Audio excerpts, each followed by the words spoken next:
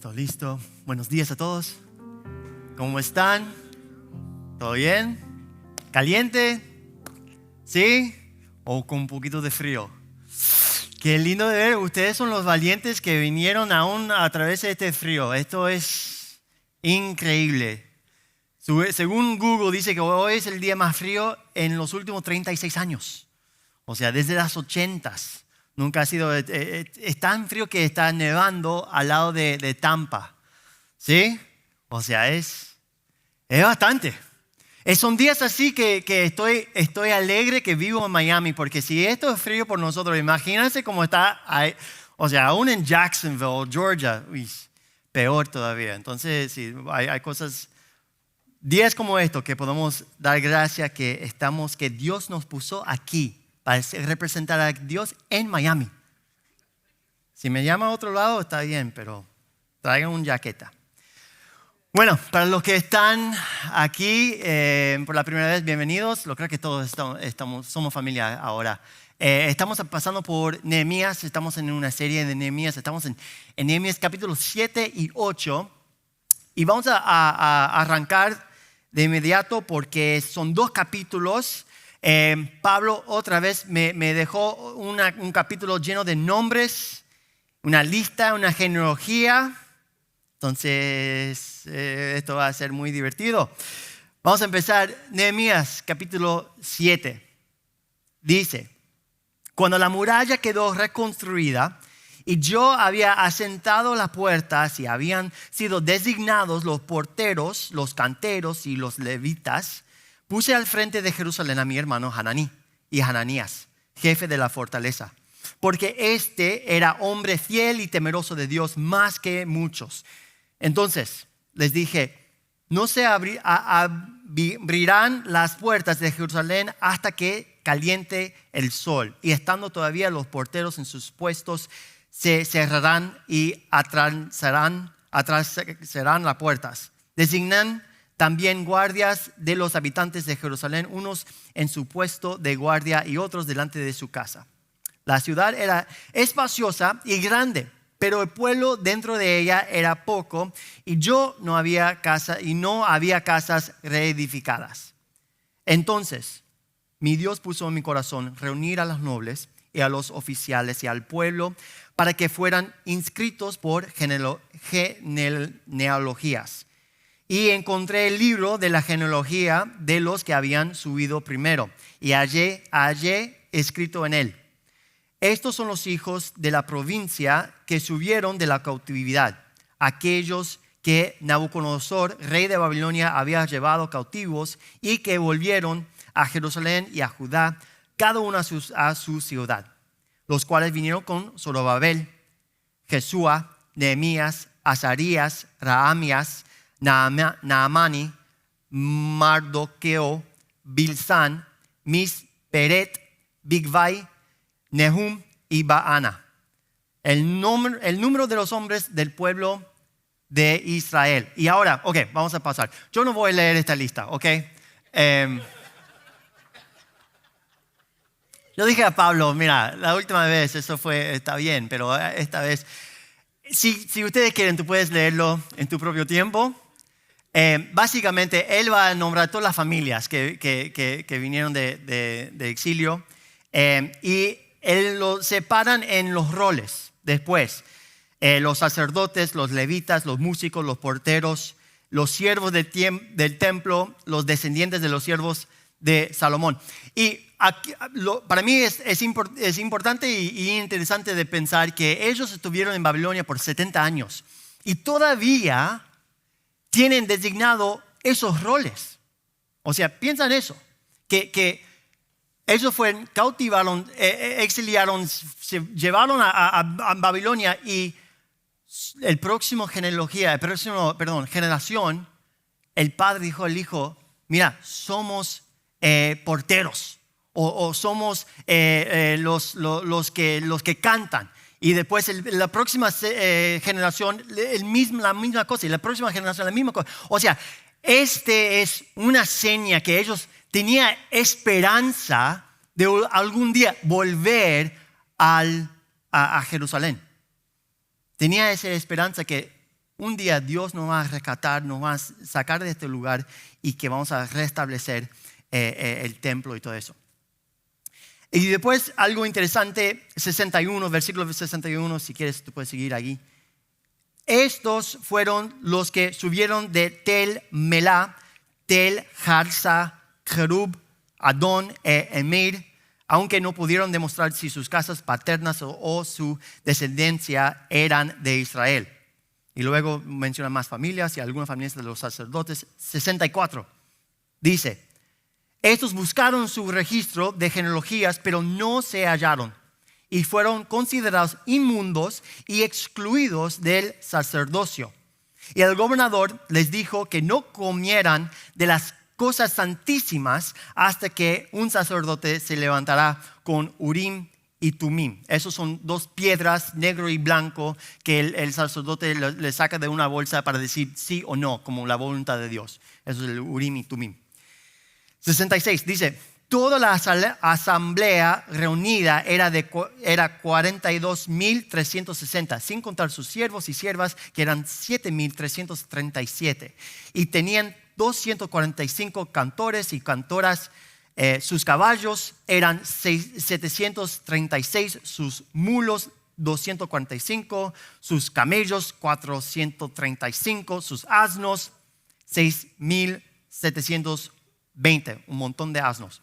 Bueno, ahora, hasta este punto, lo que estamos leyendo es básicamente lo que vemos en Esdras capítulo 2. O sea, es como copy-paste. Él está leyendo Esdras capítulo 2. Hay algunas diferencias aquí y allá, y eso seguro es por el paso del tiempo, a que se reveló más información o algunas cosas se cambió. Pero básicamente esto es la lista de los primeros, la primera ola de israelitas que salieron del exilio, salieron de Babilonia, que construyeron el altar, se restablecieron el sistema sacrificial de adorar a Dios y restablecieron las cimientas del templo y construyó el templo. Y entonces, ahora llega Nehemías, casi 80, 90 años después. Y él está terminando esta obra de reconstruir las murallas.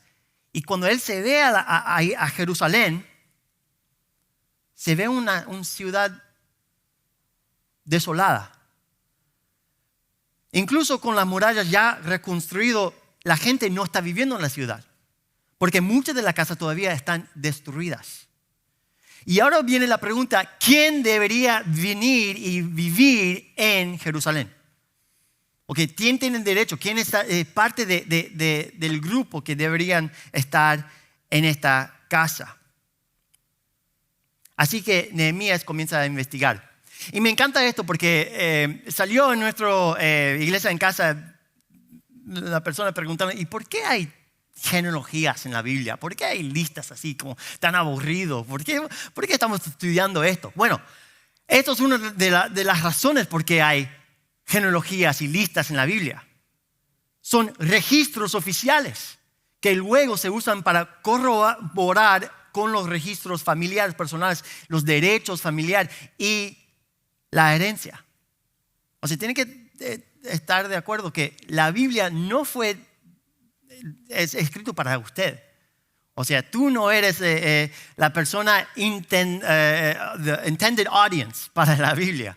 O sea, estamos leyendo 4,000 años después de este evento, o más o menos 2,500, 3,000 años después. Y para ellos esto fue muy útil. O sea, fue muy útil 80, 90 años después de escribirlo. Así que ellos están viendo, investigando quién debería vivir en Jerusalén. Pero también es una manera que el pueblo de Dios se ve cómo encaja en la historia de Dios, reconciliando a un pueblo a sí mismo, para verse a sí mismos como parte de esa historia. Y es importante que entendamos nuestra historia. Yo recuerdo una vez cuando estaba en la universidad, tomé un clase de español. Y era un clase de español para native born speakers. ¿Cómo se dice eso en español? No pasé la clase. No, pasé por la gracia de Dios con un B-, ¿no? Un B negativo. Si piensas que mi español es mal hoy, o sea, pensar en 15 años atrás era peor. Pero una de las tareas era dar una entrevista a una familiar. Y yo pensé, bueno, voy a dar una entrevista a mi abuela y cómo ella salió de Cuba, de su infancia ahí y cómo está la cosa. Y yo pensé que iba a ser un proyecto algo aburrido, pero resultó que lo que descubrí era súper interesante. Que ella me estaba contando que ella estaba en la universidad, en una clase, ahí al lado de Fidel Castro. Y que Fidel siempre quería ser como un muchacho macho con su pistola y todo eso. Y ella salió justamente antes que él entró en poder. Su hermano se quedó ahí en Cuba y su hermano después se murió en la explosión de la Cubre. Es un barco con un montón de municiones, probablemente por el CIA, ellos dijeron que fueron los americanos. Su tío era un alcalde que él fue asesinado por Batista. Su abuelo peleó en las guerras hispanoamericanas con un sombrero grande y tiene un bigote grandísimo. Era el mejor bigote que yo he visto en mi vida. No tenía ni idea de todo esto. Yo decía, ahí salió mi bigote, de ese. No tenía ni idea. Y yo salí ahí como, wow. Oye, chico, soy cubano, ya tú sabes, hacer. O sea, yo salí como, tengo una historia. Que mi historia no comenzó simplemente el día en que nací. Yo nací dentro de una familia que tenía una historia. Y debido a esa historia, me da un sentido de pertenencia. ¿No? Pertenencia, ¿no? Salió un B-, remember, ¿ok? Pertenencia. Ya sea por dónde vengo, mi cultura, mi familia en la que nací, conocer tu historia te da un sentido de pertenencia. En un sentido bíblico, ¿cómo entendemos esto? Bueno, tú puedes ir desde el principio, cuando Dios dice a Adán y Eva que sean fructíferos y se multiplicaron. Lo dice mismo a la familia de Noé. También le dice a Abraham que sus descendientes serán tan numerosos como las estrellas en el cielo. Y en estos momentos en la historia, Dios le dice a su pueblo que deben multiplicarse y extender su familia, ¿no? Extender su reino. Pero cuando Jesús se despide a sus discípulos, no le dijo que fueran fructíferos y se multiplicaran. ¿Qué se dice? Le dijo, vayan y hagan discípulos. Vayan y hagan discípulos. Y cuando Pablo escrita sus carteras, él habla de sus discípulos como si son sus hijos espirituales. Y algunas de las iglesias, él habla como pasando por dolores de parto. Y en la manera que la iglesia se multiplicó, no fue teniendo hijos. Aunque mi padre ha tratado de hacer eso en sus fuerzas, y algunas iglesias crecen por eso, pero eso no es el plan de extender el reino a través de tener hijos, sino a través del evangelio predicado y de discípulos formados. Somos descendientes directos del mensaje del evangelio que fue predicado a través de los discípulos de Jesús. Qué interesante, ¿no? Qué interesante de pensar que el evangelio que Jesús le dio a Pablo y él discipuló a Timoteo y él predicó el evangelio a otra persona y otra persona, generación tras generación. Finalmente llegó a mi abuelo que estaba en Argentina o mi madre cuando ella era un joven. Y que un día en mi pasado mi padre me dio el evangelio. Y eso significa que pertenezco a la familia de Dios por causa del Mesías, por causa de Jesucristo que cumplió la ley, quien dio su vida para que yo pueda ser su hijo adoptivo. Y ese es el mismo Mesías que miró a los muros de Jerusalén en su día y lloró por ella, sabiendo que su pueblo rechazaría a su Mesías. Y que el Mesías que Nehemías anhelaba, que él, mientras se reconstruía la ciudad de Jerusalén, él estaba esperando por ese Mesías. El Mesías que Esdras apuntaba mientras que leía la ley. Y si tú hoy has aceptado a Jesús como tu Salvador, tú también eres parte de esa historia. Perteneces a esa familia. Eres parte de su misión de reconciliar a su pueblo consigo mismo. Pero conocer nuestra historia también nos impulsa a invertir en su historia. Esto no empezó cuando tú naciste. Esto no empezó cuando tú aceptaste a Jesús. Todo lo que hemos leído en Nehemías básicamente estaba en Esdras capítulo 2. Pero cuando Esdras, él está hablando en capítulo 2, enumera el dinero donado y la descripción.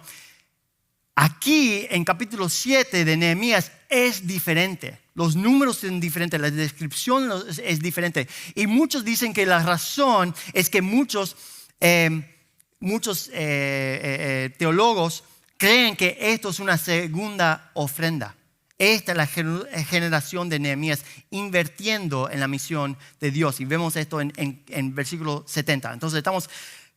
Nehemías 7, versículo 70 dice: algunos de los jefes de casas paternas contribuyeron para la obra. En Esdras 2 dice para el templo. Aquí dice para la obra. El gobernador, que no está incluido en Esdras 2. Solamente estoy mencionando que hay diferencias, ¿no? El gobernador dio para el tesoro 1,000 dracmas, 8.5 kilos de oro. 50 tazones y 530 túnicas sacerdotales. Los jefes de casa paternas dieron para el tesoro de la obra 20,000 dracmas, 170 kilos de oro, y 2,200 minas, 1,254 kilos de plata. Lo que dio el resto del pueblo fue 170 kilos de oro, 1,140 kilos de plata y 67 túnicas sacerdotales. Esta genealogía no solo le recordó a Nehemías y los israelitas de dónde venían, sino que también los animó a ver que Dios todavía está obrando a través de ellos. Que Dios está ahora dando a ellos esta responsabilidad de su generación de continuar esta obra. Y ahora nos toca a nosotros de continuar esta obra. Vemos un ejemplo en Hebreos capítulo 11. El escritor de Hebreos enumera un montón de diferentes increíbles héroes de la fe. Eso es el Hall of Faith. O sea, diferentes personas en la historia de Dios que ellos lo entregaron a todo, arriesgaron sus vidas y muchos murieron por causa de la misión de Dios. Y luego, ¿qué dice en capítulo 12 de Hebreos? Dice esto: por tanto, puesto que tenemos en derredor nuestro tan gran nube de testigos, despojémonos también de todo peso y del pecado que tan fácilmente nos envuelve, y corramos con paciencia la carrera que tenemos por delante. Puestos los ojos en Jesús, el autor y consumador de la fe, quien por el gozo puesto delante de él soportó la cruz, despreciando la vergüenza, y se ha sentado a la diestra del trono de Dios. Consideren, pues, a aquel que soportó tal hostilidad de los pecadores contra él mismo, para que no se cansen ni se desanimen en su corazón.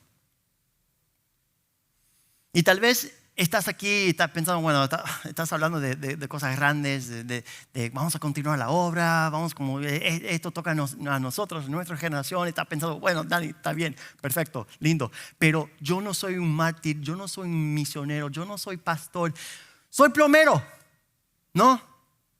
Soy estudiante, soy mamá que se queda en casa con mis hijos todos los días, trabajo en ventas. Te digo la verdad, eso es solo a lo que te dedicas, pero eso no es lo que te da vida.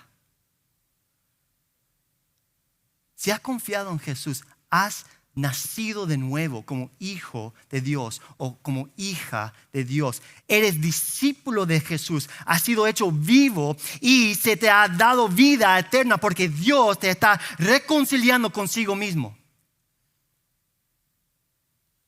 O sea, ¿tú crees que vas a ser un plomero por toda la eternidad? No. Pero sí tú vas a ser un hijo de Dios por toda la eternidad. Y has sido llamado a ser otros discípulos. Otros discípulos. ¿Y cómo? Bueno, eso es algo que cada uno debe descubrir. Pregúntale a Dios. Pídele que revele en tu corazón cómo puedes invertir hoy en su reino. Mientras que trabajas en ventas o como plomero, como maestro o estudiante, mientras que tomas clases, mientras que crías a tus hijos y conoces a otros padres, ¿a quién puedes discipular hoy? ¿A quién puedes compartirle el evangelio hoy? Y dice, bueno, no sé cómo comenzar la conversación, no sé cómo empezar. Está bien, empieza a hacer algo. Si quieres, tú puedes ir a lo profundo. Mira, wow, qué lindo día, qué frío hoy. Oye, pregunta, si mueres hoy, ¿a dónde vas y por qué? Y responde a lo que ellos dicen. Porque tú sabes a dónde vas, ¿no? Espero que sí. Y si tú sabes por qué, tú puedes explicar eso también. Y tal vez después de esa conversación tú dices, bueno, no me gusta ese enfoque, pero al menos empezaste en algún lugar. Porque si estás esperando por la conversación perfecta, el momento perfecto, con todas las respuestas a todas las preguntas, eso nunca va a pasar. Eso nunca va a suceder. Simplemente empieza y deja que el Espíritu Santo haga la obra. Y Nehemías, él termina esta sección con la misma manera que termina Esdras capítulo 2, versículo 73. Dice, y los sacerdotes, los levitas, los porteros, los cantores, algunos del pueblo, los sirvientes del templo y el resto de Israel habitaron en sus ciudades. Y ahora vamos a empezar la sección de vuelta en la historia de Nehemías. Cuando llegó el mes séptimo, los israelitas ya estaban en sus ciudades. Capítulo 8, versículo 1. Todo el pueblo se reunió como un solo hombre en la plaza que estaba delante de la puerta de las aguas. Y pidieron al escriba Esdras que trajera el libro de la ley de Moisés que el Señor había dado a Israel. Este es el mismo Esdras, el maestro de la ley. Zorobabel vino con la primera ola de israelitas, de unos más o menos 50,000 personas. Ellos construyeron el templo. Y unos 80 años después de eso, Esdras llega con alrededor de 5,000 personas más o menos y él enseña la ley. Y luego, unos 13 años después, llega Nehemías y ellos construyeron el muro. Y ahora Esdras vuelve a la ley leyéndola para todo el pueblo. Versículo 2 dice, entonces, el sacerdote Esdras trajo la ley delante de la asamblea de hombres y mujeres y de todos los que podían entender lo que oían. Era el primer día del mes séptimo. y leyó en el libro frente a la plaza que estaba delante de la puerta de las aguas, desde el amanecer hasta el mediodía, en presencia de hombres y mujeres y de los que podían entender. Y los oídos de todo el pueblo estaban atentos al libro de la ley. El escriba Esdras estaba sobre un estrado de madera que habían hecho para esta ocasión.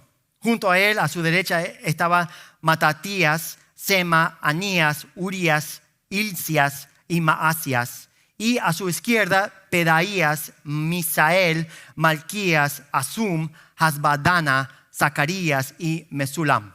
Esdras abrió el libro a la vista de todo el pueblo, pues él estaba en un lugar más alto que todo el pueblo. Y cuando lo abrió, todo el pueblo se puso en pie.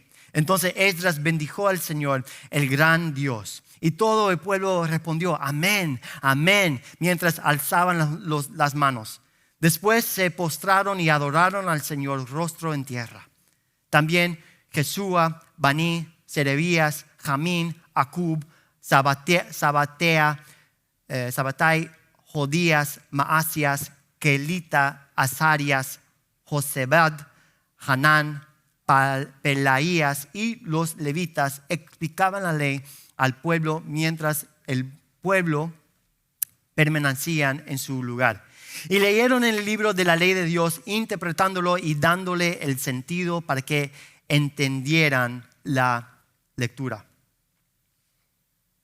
Ahora es interesante, esto es como la primera ejemplo de un escenario. Ellos están dando un sermón en frente de toda la gente. Hay unas cosas, cosas aquí que muchas iglesias hacen cuando ellos leen la Biblia, todos se ponen de pie. Viene de esto, viene de este pasaje.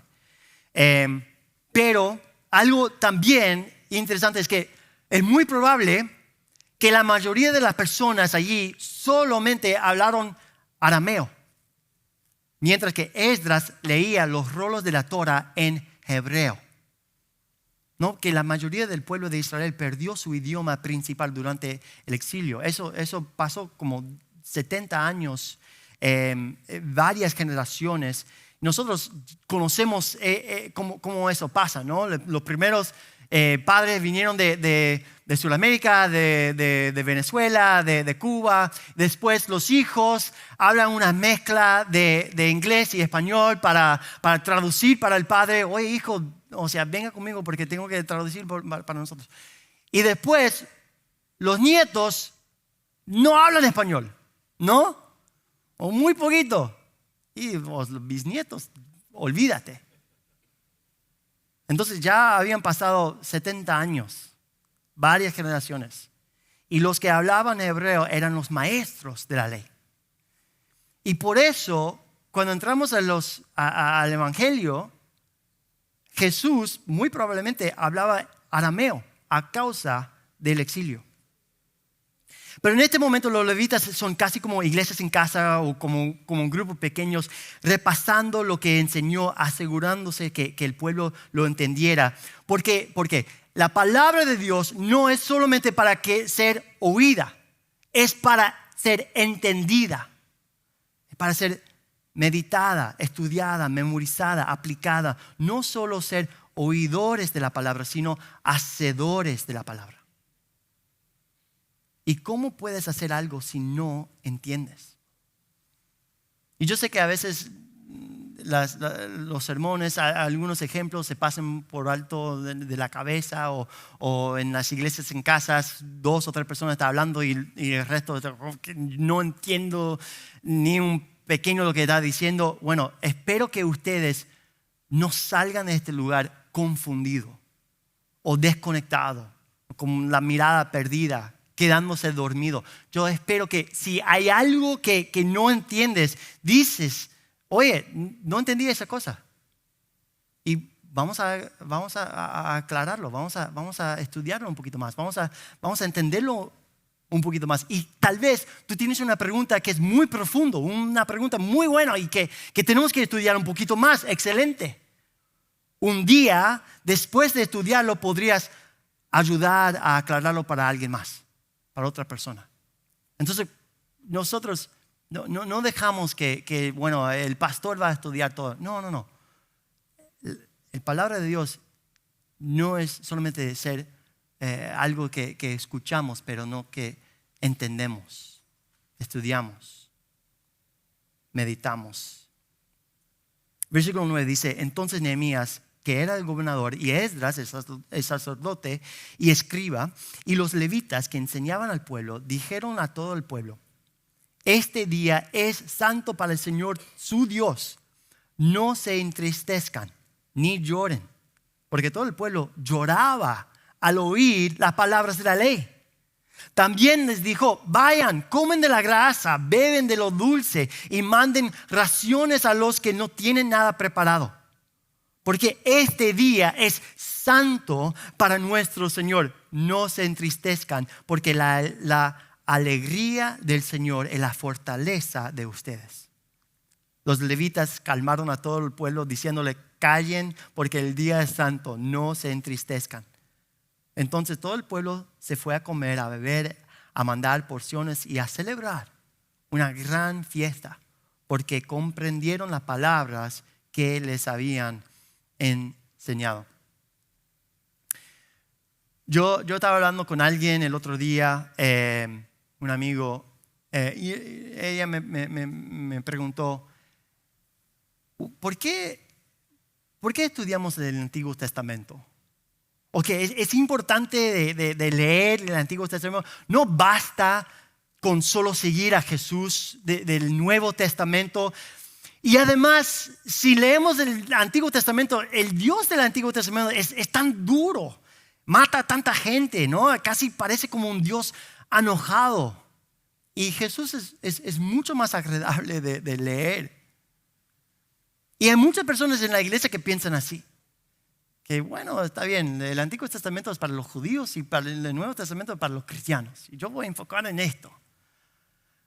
Pero si nosotros tratamos de hacer eso, la verdad es que si no leemos y no entendemos el Antiguo Testamento, el Nuevo Testamento no va a tener sentido. Y la razón es que por la que necesitamos leer el Antiguo Testamento es porque debería hacernos llorar. Revela a nosotros nuestro pecado y muestra cuán justo y santo es Dios. Nosotros acabamos de cantar santo, que los ángeles cantan santo. ¿De dónde sacamos eso? Vemos la historia de nosotros en el Antiguo Testamento. Y cómo una y otra vez hemos fallado.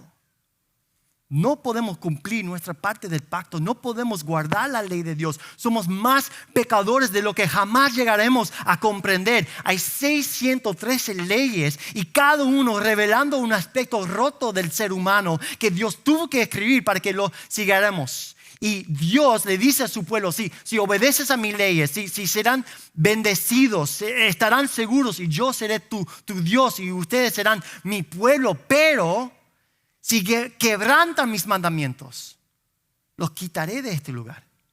Serán destruidos, sus enemigos reinarán sobre ustedes, serán castigados. Y vemos que el pueblo de Israel estuvo de acuerdo y dijo, sí, vamos a obedecer a nuestro Dios.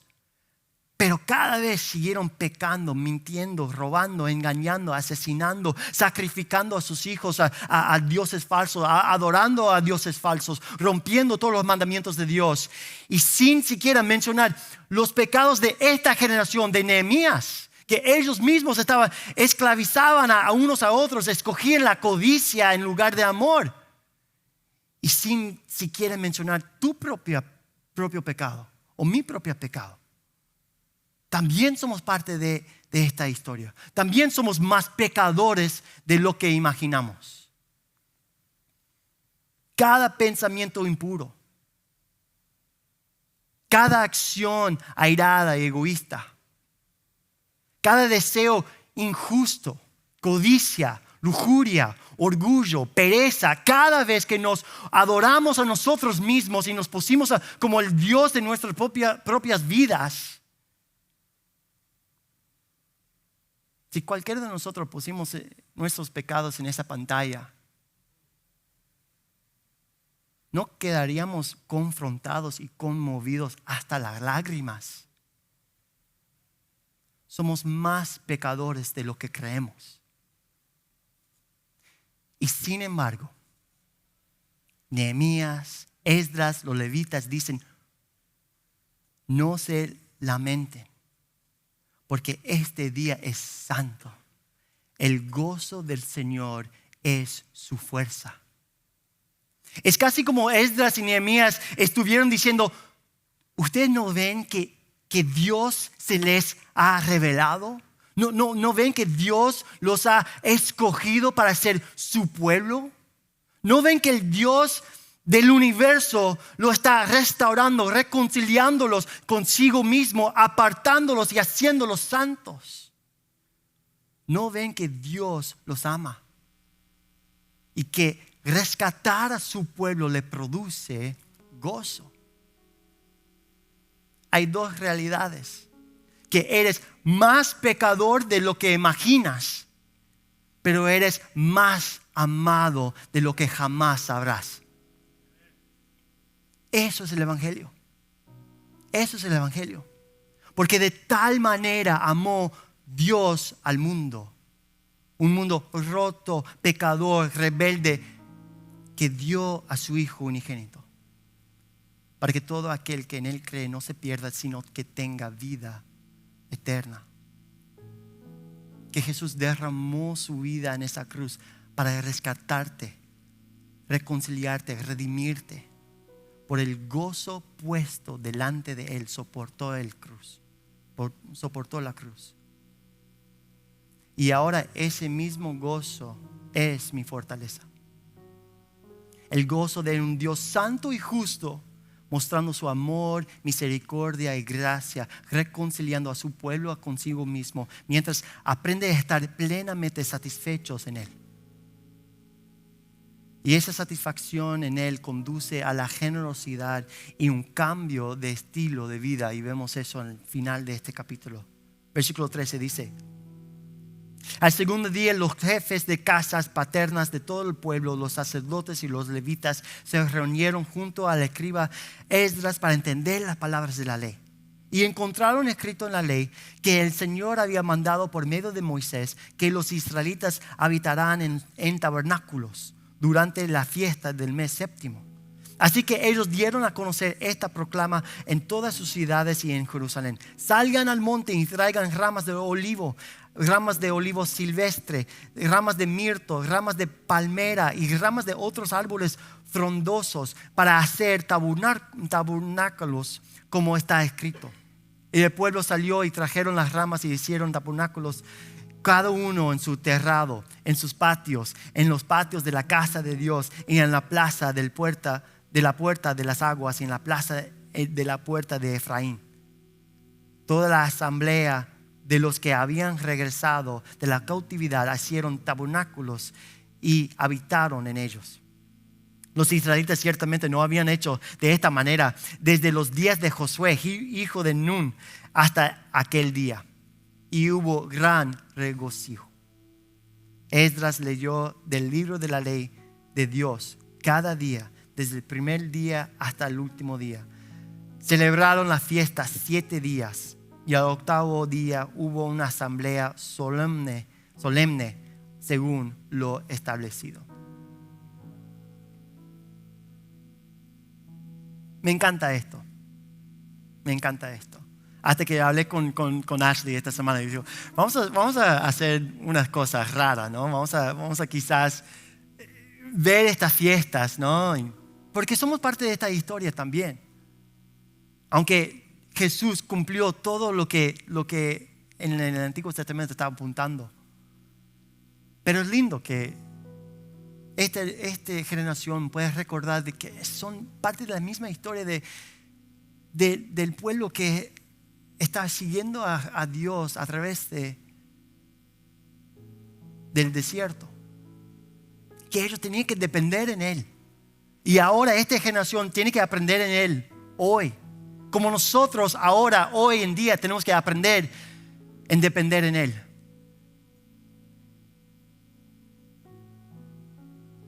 Porque el mismo Dios que los guió en el desierto es el mismo Dios que nos guía hoy. El mismo Dios que proveyó en aquel entonces es el mismo Dios que provee hoy. El mismo Dios cuyo gozo fue su fortaleza es el mismo Dios que nos impulsa a descansar en su gozo hoy. Ese gozo que fue puesto delante de Él para que vivamos con Él por toda la eternidad.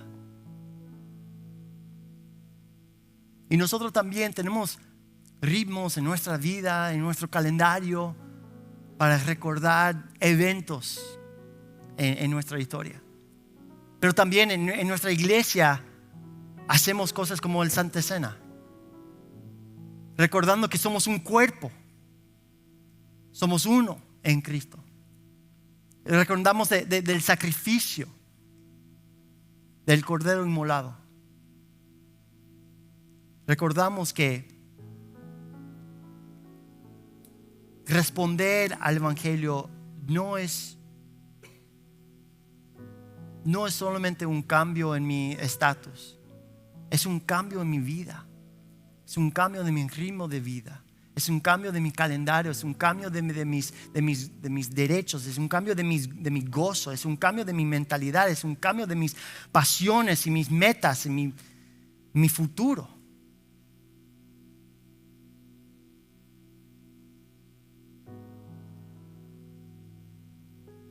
Y que hoy podemos también ver nuestra responsabilidad de esta generación, de la obra de Dios, que somos parte de esta misma historia. Que somos parte de la misma historia que Dios desde el principio, cuando Adán y Eva pecó en ese jardín, Él empezó a reconciliar un pueblo hacia Él mismo. Y que nosotros ahora podemos ver a este lado de la cruz como Él cumplió su gozo, dándonos a su Hijo, para que ahora, aunque no somos de sangre en la genealogía de Israel, somos el pueblo de Dios a través de nuestro Mesías. Amén. Y vamos a extender esa misma historia, evangelio, y hacer discípulos. Y no sé cómo va a ser en el cielo, pero quizás Dios tiene otra genealogía y quizás hay nuestro nombre y un número de los hijos espirituales que tenemos. ¿A quién estás discipulando hoy? ¿A quién puedes dar el evangelio hoy? ¿A quién puedes multiplicar el reino de Dios hoy? A través de esa buena noticia que llegó a usted un tiempo en tu vida. Vamos a orar, vamos a terminar nuestro tiempo hoy como familia. Gracias, Padre, que nos adoptaste en tu familia. Que hoy podemos declarar que somos tus hijos. No porque merecemos, no porque hicimos algo, pero todo porque lo que tú hiciste en esa cruz. Derramaste tu sangre, quebraste tu cuerpo. Que nosotros hoy en día podemos descansar en la justicia de Dios. Descansar en esa obra. Gracias, Señor, que aunque nosotros somos más pecadores que lo imaginamos, tú has transformado nuestras lágrimas en gozo al ver tu amor y tu gracia y tu misericordia derramados por nosotros. Y gracias que hoy podemos celebrar eso, podemos declarar eso y podemos hacerlo como familia, hermanos y hermanas, en una obra más grande que nosotros, más grande que nuestras vidas, en tu misión de reconciliar al pueblo a ti mismo. Oramos todo esto en tu nombre, Jesús. Amén.